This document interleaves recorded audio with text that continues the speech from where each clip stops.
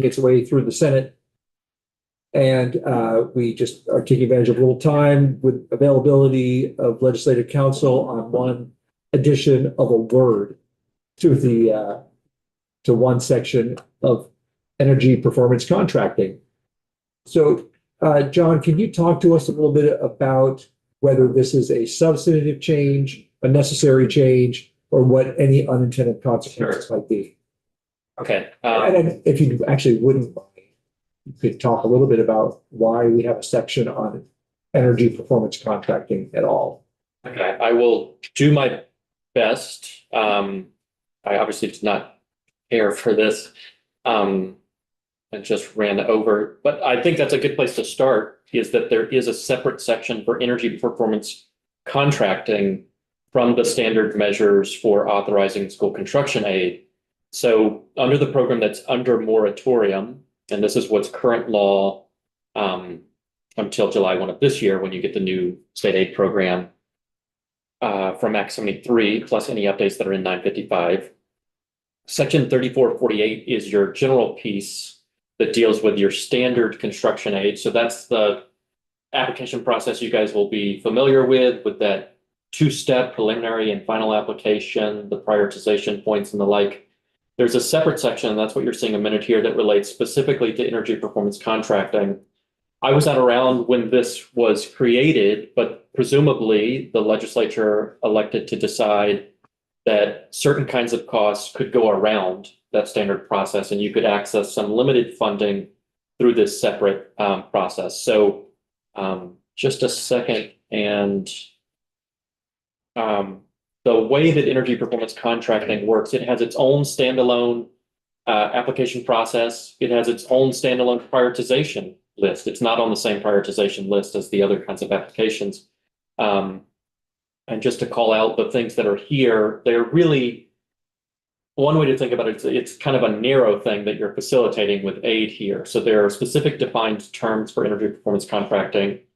A performance contract, for one, is a contract for the valuation, recommendation, and implementation of one or more cost-saving measures for the purpose of realizing energy and operational cost savings. And important for these performance contracts, which are what you would be authorizing state aid for under this section, payment for these contracts is contingent on achieving those energy or operational cost savings reports and the way that it results. And so the way that it would work is you'd have to have an audit essentially that predicts what the savings would be over time. And then you need to realize those savings, and payment is contingent on achieving those particular savings. I used a bunch of words when talking about what performance contract is, so it's helpful to talk about the pieces of that. A cost saving measure, that's any facility improvement, repair, and this is kind of where we're looking. A cost saving measure is any facility improvement, repair, or alteration, or any equipment, fixture, or furnishing to be constructed or installed in any facility that is designed to reduce energy consumption and operating costs, or to increase the operating efficiency of facilities for their appointed functions that is cost effective and further defined by state board rule. So I'm going to pause there and try to do this in clauses rather than as one big sentence. So one thing just at the end of this, state board rule speaks to the, I don't know the rules they build out on this, but you should know that these are further built out in rulemaking from the State Board of Education. The other pieces to know, there's only, under existing law, only certain kinds of things fit into the eligibility conditions here. They need to be a facility improvement, repair, or alteration, which does not sound like adding a new facility, right? It just sounds like you're changing an existing structure in some way to improve it and make it more efficient, or any equipment, fixture, or furnishing that is to be constructed or installed in the facility. So those are the only kinds of things that can get in, and then they need to meet the qualifier. They have to be designed to reduce, exactly as you would expect to achieve any savings, they have to be designed to reduce energy consumption and operating costs or increase operating efficiency. So only certain kinds of things get in: facility improvements, repairs, or alteration, or the installation or construction of equipment, fixtures, or furnishing. And in any case, those things need to be designed to reduce energy consumption or increase operating efficiency. So those are the kinds of things that get in. Before I come to the language change itself, I want to talk about energy and operational cost savings, because that's another technical term.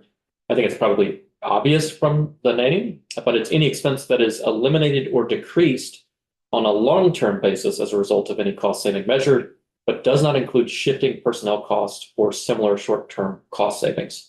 So what you can see through this set of interlocking definitions is that the state aid you're making available through this section is for a relatively narrow kind of thing.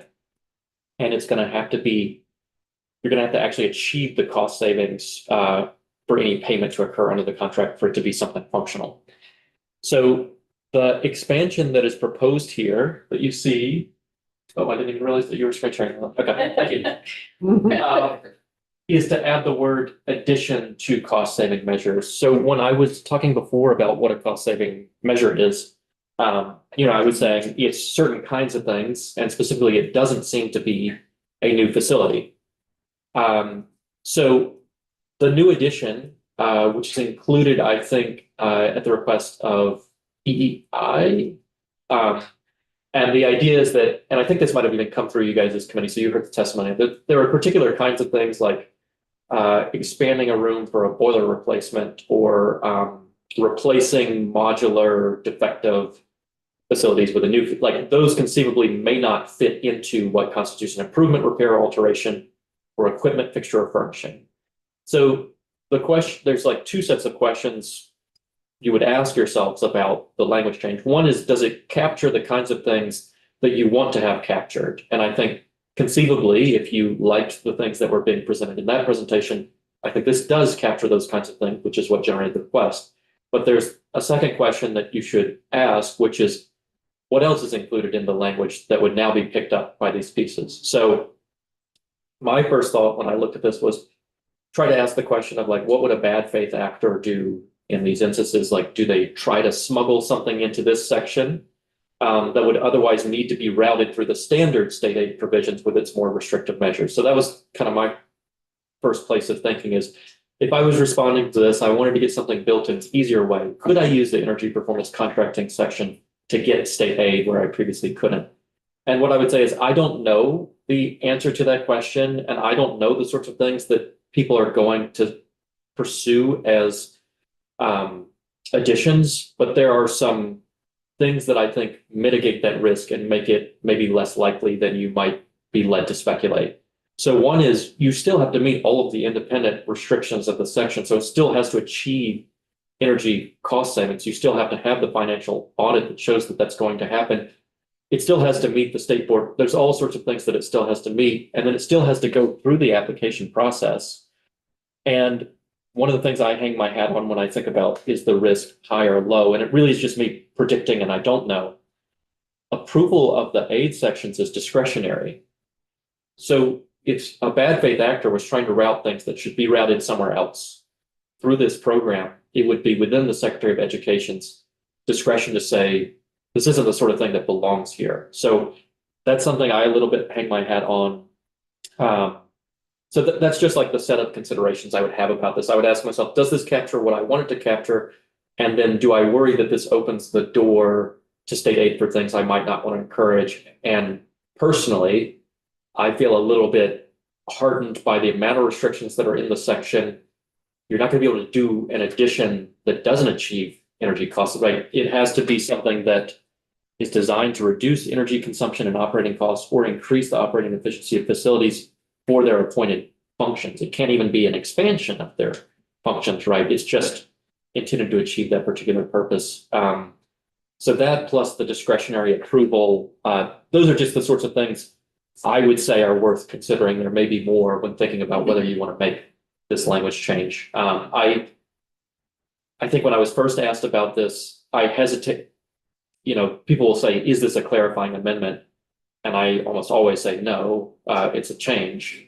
It does clarify in a way. And so to back up to what happens if you don't make this change, the way that I think about it is, let's say that folks are saying, standing in as them, I think that my project, the boiler room expansion, is exactly the kind of thing that this section covers. Under existing law with no language change, you would have to make an argument that what you're doing is an improvement, repair, or alteration, or it's the installation or construction of equipment, fixture, or furnishing. Basically, you would have to shape the way you make your argument as to what you're doing. They're saying they would like clarifying because it will make it so much clearer to them that they don't need to make that kind of argument. They can just submit it and it's obviously included. In the future, if you make this addition, they just don't have to shape their argument in that way. But conceivably, if folks think that they're already conceivably covered, they're just today having to make the argument that their expansion or replacement of the modular classrooms is an improvement, repair, alteration, or construction installation. Does that make sense? For a one-word change, that was a fabulous explanation of everything that goes behind it. And thank you very much, especially having done it on the fly. Any questions from anybody else? I think that for me, the modular classroom, if you're getting rid of free modular classrooms and having to build an addition to replace them, but there's huge cost savings and you can meet all of those, is probably a great example of something why the clarity of addition makes sense.